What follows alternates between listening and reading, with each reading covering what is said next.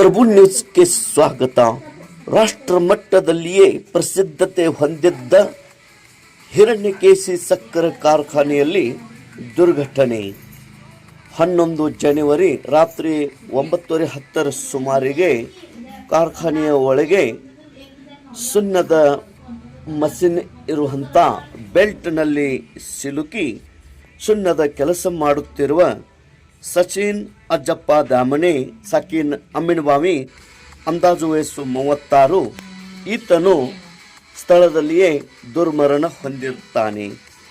ಗುತ್ತಿಗೆ ಆಧಾರದ ಮೇಲೆ ಇದ್ದಂಥ ಈ ಕಾರ್ಮಿಕ ಸಚಿನ್ ಅಜ್ಜಪ್ಪ ದಾಮಣೆ ಹಸು ನಿಗಿದ್ದಾನೆ.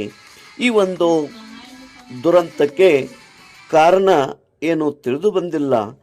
ಆದರೆ ಸಾವನ್ನಪ್ಪಿದ್ದು ಅಮ್ಮಿನಬಾವಿಯಲ್ಲಿ ದುಃಖದ ಛಾಯೆ ಆವರಿಸಿದೆ. ದೇಶ್ ಪ್ರಭು ನ್ಯೂಸ್, ಸಂಕೇಶ್ವರ.